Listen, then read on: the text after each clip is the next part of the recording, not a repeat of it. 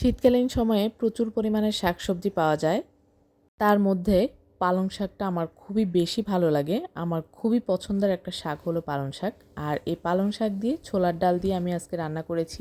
সবাইকে আসসালামু আলাইকুম। কেমন আছেন সবাই? আশা করছি যে যেখান থেকে বসে আজকের আমার এই ভিডিওটি দেখছেন সবাই অনেক ভালো আছেন। আলহামদুলিল্লাহ আমিও অনেক ভালো আছি। তাহলে চলুন কথা না বাড়িয়ে ভিডিওর মূল পর্বে ফিরে যাই। রান্না করার জন্য এখানে আমি একটা কড়াই বসিয়ে দিয়েছি। তাতে পরিমাণ মতো সরিষার তেল দিয়ে 2টা মাঝারি সাইজের পেঁয়াজ কুচি করে দিয়েছি এবং সাথে 3 থেকে 4টা কাঁচামরিচ ফালি করে দিয়েছি। হাফ চামচ পরিমাণ আদা বাটা, হাফ চামচ পরিমাণ রসুন বাটা দিয়ে আমি এটাকে একটু ভালোভাবে নেড়েচেড়ে কষিয়ে নিব, তাতে করে মশলার কাঁচা গন্ধটা চলে যায়। এখন আমি এতে অ্যাড করে দিচ্ছি হাফ কাপ পরিমাণ কুসুম গরম পানি। এখন আমি এতে শুকনা মশলাগুলা অ্যাড করে দিচ্ছি হাফ চামচ পরিমাণ হলুদ গুঁড়া, হাফ চামচ পরিমাণ মরিচ গুঁড়া, হাফ চামচ পরিমাণ অ্যাড করে দিচ্ছি ধনিয়া গুঁড়া। এখন আমি এই সকল মশলা ভালোভাবে মিশিয়ে আবারও 2 থেকে 3 মিনিটের জন্য ভালোভাবে কষিয়ে নিব। যখনই মশলা থেকে তেলটা উপরে ভেসে উঠবে তখনই আমি এটাকে আবারও ভালোভাবে নেড়েচেড়ে আগে থেকে সিদ্ধ করে রাখা ছোলার ডালটা দিয়ে দিব। এ পর্যায়ে আমি চুলার জাল লো মিডিয়াম হিটে রেখে আমি ডাল এবং মশলার মিশ্রণটাকে ভালোভাবে কষিয়ে নেব। 2 থেকে 3 মিনিট কষিয়ে নেওয়ার পর আমি পালং শাকটা দিয়ে দিলাম।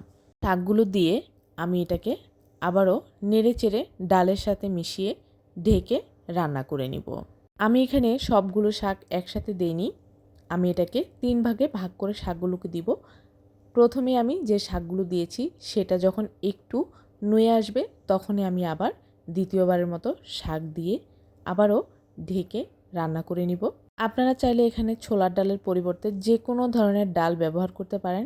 আর সব ধরনের ডাল দিয়েই কিন্তু এই শাকটা রান্না করে খেলে খুব ভালো লাগে। এছাড়া ডাল দিয়ে রান্না করা ছাড়াও শাকটা নর্মালি ভাজি করলেও কিন্তু খুব ভালো লাগে। আপনারা যারা আমার এই ভিডিওটি দেখছেন আপনারা কিভাবে পালং শাকটা রান্না করে খান অবশ্যই কমেন্টস করে জানাবেন। এখানে আমার সবগুলো শাক দেওয়া হয়ে গিয়েছে এবং অনেকটাই রান্নাটাও হয়ে এসেছে।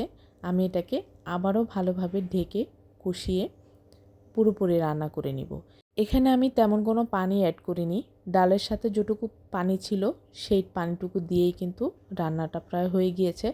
আপনারা চাইলে এখানে পানি অ্যাড করতে পারেন যদি একটু বেশি ঝোল রাখতে চান তাহলে।